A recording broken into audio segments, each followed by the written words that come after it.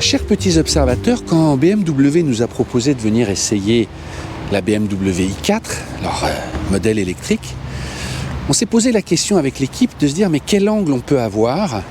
Et il y a une idée qui s'est imposée très vite. On s'est dit mais qui aime les BMW dans l'équipe? C'est Jean Pagési. Jean, vous le connaissez, c'est un peu notre ministre des Finances, il a toujours roulé en BM. Et ce qui est intéressant, c'est que depuis un an, il est passé chez l'ennemi. Il roule en modèle S. Et on s'est dit, en fait, c'est lui qui doit nous donner son avis sur l'i4. Et il a accepté de venir. Alors là, on est sur une station de chargement à mi-chemin. On n'est pas encore devant la BM. Ça va, Jean? Ça va très bien, oui. Ça va? Oui, très bien. T'as bien roulé ce matin? Très bien, aucun problème. Voilà. Jean, on va aller retrouver cette i4. C'est toi qui vas nous donner ton avis. Mais en deux mots, pourquoi t'es passé à la modèle S alors que tu roulais en BM? En fait, je voulais une voiture qui marchait bien, qui restait fiscalement raisonnable et qui était confortable. Et il n'y avait pas, il y a un an, chez BM de voitures qui allaient. Donc peut-être que si la i4 avait existé il y a un an, elle aurait été dans la shortlist. Mais c'est la Tesla qui cochait toutes les cases. Et puis avec l'énorme avantage aussi de tout le réseau de superchargeurs et la facilité d'utilisation quotidienne de la voiture. Et toi qui étais fou de thermique, l'électrique, t'as pas fait... Voilà. Moi j'aime toujours beaucoup les beaux moteurs, mais je trouve que l'électrique c'est super aussi. Voilà. Donc tu vas être notre testeur. Voilà. Il y a Monsieur Fréhour, ça va bien. Mais c'est la star du jour, c'est Jean. Nous on est là, en plus. On va t'écouter. Voilà. C'est la première fois que tu viens à un essai presse en plus. Première fois, c'est une grande première. Voilà. Je crois que la marque tremble. Hein. Ouais. Non mais on a demandé l'autorisation, s'il faut dire, parce qu'on va se garer. Bon, on se retrouve avec cette voiture. On a hâte. Hein. On a hâte. T'as vite chargé, ma C6 ça finit de charger.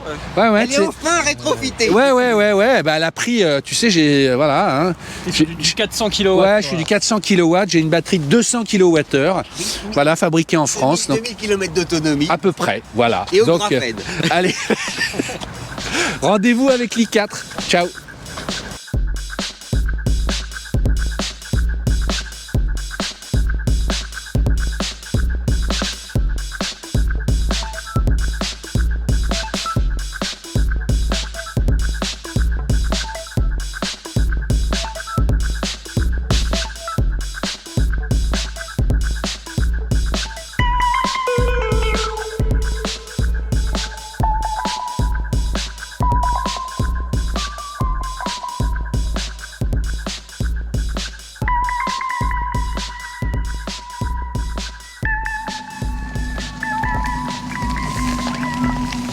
Jean, puis-je te bénir par Saint BM? Et BM, et BMW, M. Écoute, on se disait avec Julien en arrivant, on peut pas lui retirer, elle est belle. Non, elle est jolie, même si la calandre me gêne un peu. C'est vrai. Ouais. On fait un petit tour avant que tu nous racontes. On n'est pas encore allé rouler, hein, là tu faisais pour l'entrée, mais voilà.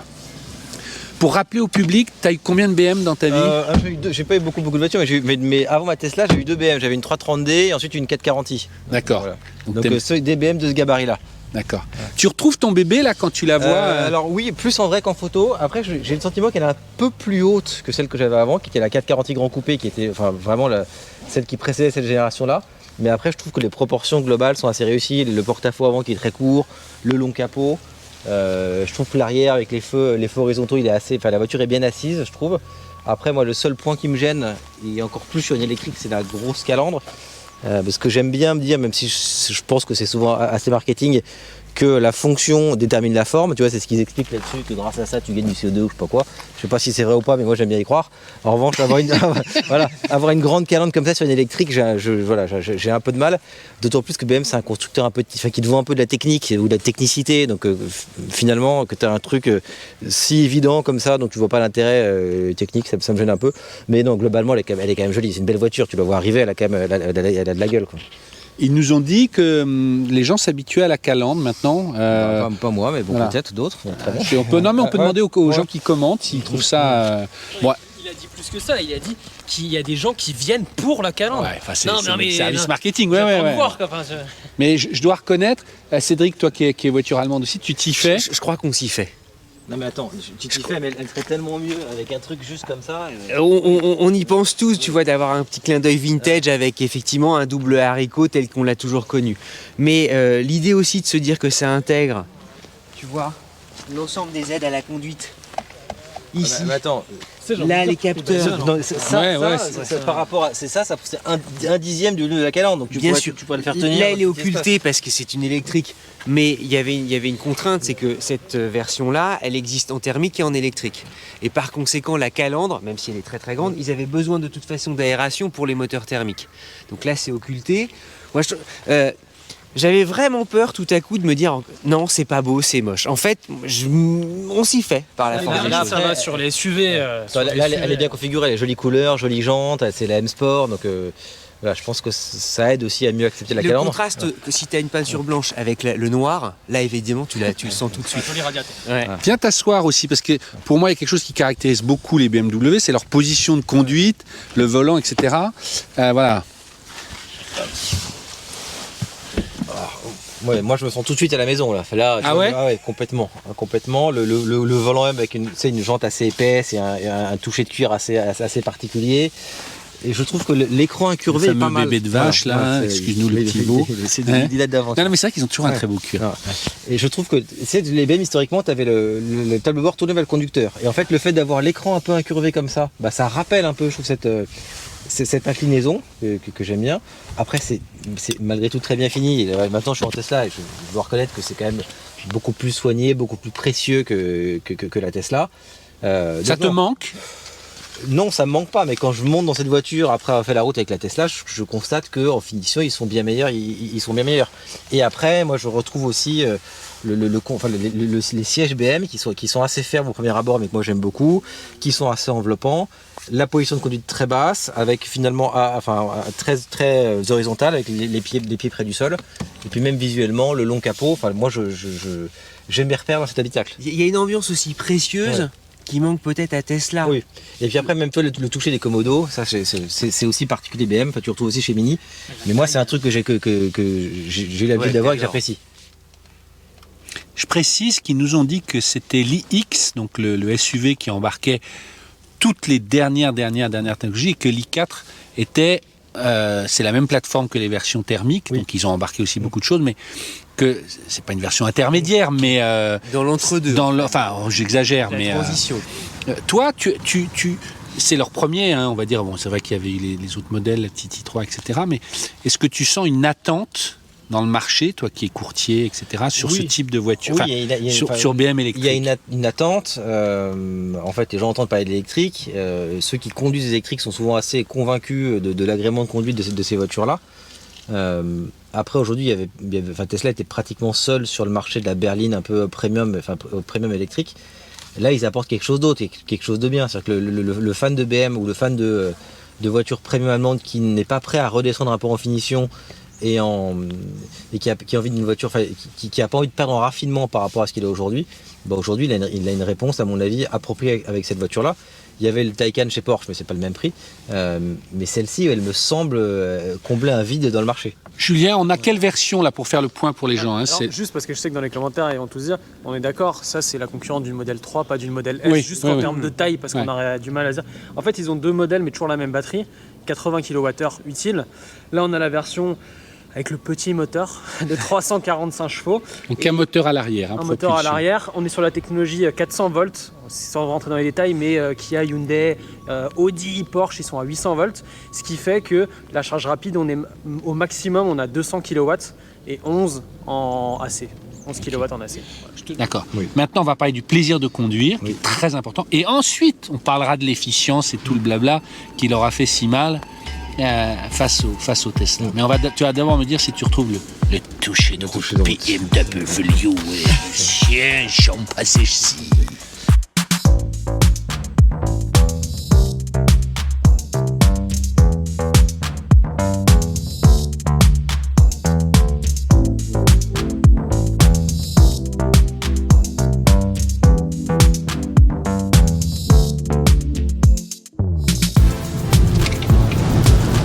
C'est une sacrée BM. Non, c'est bien. C'est bien, attends, rigolo. attends, laisse- Non, c'est bien. Pourquoi c'est bien? En fait, tu sens bien la voiture. La voiture te met instantanément en confiance, je trouve. Elle fait à la conduite moins lourde que la Model S. Après, la Model S, c'est plus lourde que la Model 3. hein. Mais en fait, comment dire, elle est agile tout en ayant ce côté un poil lourd qui la rend rassurante. Tu vois, le côté un peu grosse machine qui rend la voiture, qui rend la voiture sécurisante. Celle-là, un peu comme une Mercedes, mais tout en ayant le dynamisme et le répondant que tu attends d'une BM. Et je trouve qu'une Model 3 est dynamique, mais t'as pas ce côté rassurant que peut avoir celle-ci, et je suis vraiment surpris par le confort de suspension. Enfin, par le compromis entre la tenue de caisse et le confort de suspension. Qu'on allait prendre des routes à virage, pour que tu me dises en appui, dis-moi comment ça passe. Après c'est gras, là. C'est gras, c'est une propulsion, donc je vais pas faire l'idiot. Après c'est quand même c'est plus agile que la Tesla, je trouve.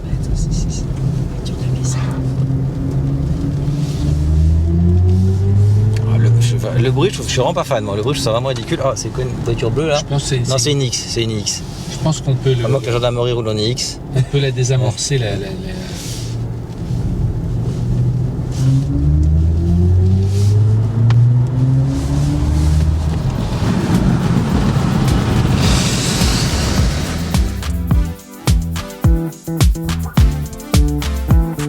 Je trouve aussi que c'est bien sonorisé, tu vois qu'en termes de conception, de joints et tout. Enfin, je pense que si Cédric voyait les joints de la Tesla, je pense qu'il ferait une syncope. Là, franchement, tu vois, il n'y a pas de bruit d'air, c'est bien sonorisé. Enfin, il y a ce côté sérieux. Je sais pas comment on fait. Là, juste au niveau du pommeau, tu mets de côté, tu auras beaucoup plus de régénération. Voilà. Ouais. Je pense que tu auras peut-être plus le côté un peu frein moteur. Il y a deux autres points qu'on va regarder. C'est le route planeur qui est vraiment la clé du système pour planifier une route qui est tellement bien faite. On va regarder comment ça marche. Et puis on va regarder aussi les consos par exemple, parce que les autonomies. Mais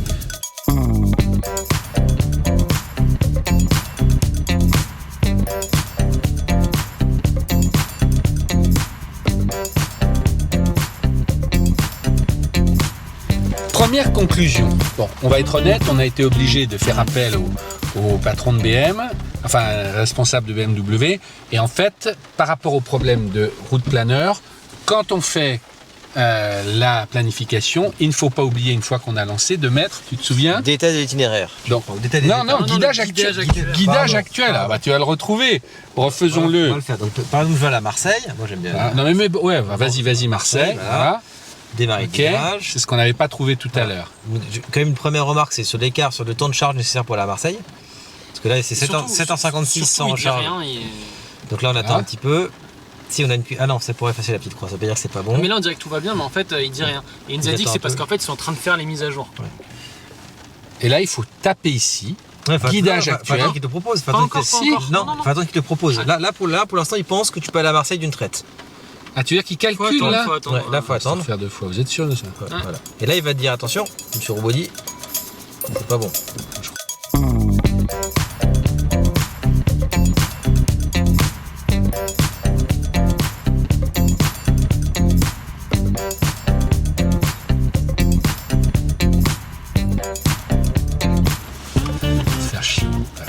Et là faut pas toucher.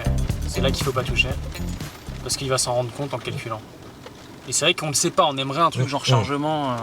Voilà. Donc là, oui, affiché l'itinéraire. Donc attention, tu passes quand même de 7h33 à 10h20. Donc faut être un peu patient. Là, tu peux sélectionner. Donc là, on va prendre ça. Et maintenant, je vais dans guidage actuel. Faut le savoir. Et là, je vais voir la liste de mes étapes. Sachant que dans les étapes, ils proposent des superchargeurs qui ne sont pas encore accessibles en France théoriquement. Et sachant que dans les étapes, tu sais pas combien tu as de batterie sur ta Donc bagnole. tu sais pas si tu vas arriver à 2% ou à 30%. Non, mais là par exemple, tu tapes là. Et là, il te dit voilà, à tel endroit. Là, tu peux charger jusqu'à 350 kW, 1h20. Telle carte, le numéro. Bon, il te dit pas si elle est occupée ou pas. Peut-être que. Le temps d'1h20 correspond à une charge de 100%. Ouais, mais tu vois, toi, ce que t'aimes bien, c'est de savoir en gros que tu arrives à 23%, que tu repars avec Exactement, 40, pour savoir ça, un peu. c'est pas le cas. Ouais, encore. non, bah en fait, c'est le cas avec l'appli, mais pas avec le. L'appli par téléphone. Juste une petite remarque, il vous indique le temps d'arrêt, 45 minutes et 62 minutes. C'est que le système, même s'il ne nous délivre pas et nous dit vous n'avez pas pris 40-50 kW, il te dit que pour lui, en optimisant, c'est 45 minutes de charge. Oui. Donc au fond, pour lui, l'information que vous souhaitez, pour lui, elle est secondaire. Non, parce que parfois il te fait pas repartir avec 100. Parce que comme tu recharges lentement entre 80 et 100, peut-être que c'est plus avantageux de t'arrêter une demi-heure à Limoges et une demi-heure plus tard plutôt que de faire le plein complet à Limoges. Donc c'est pas une info.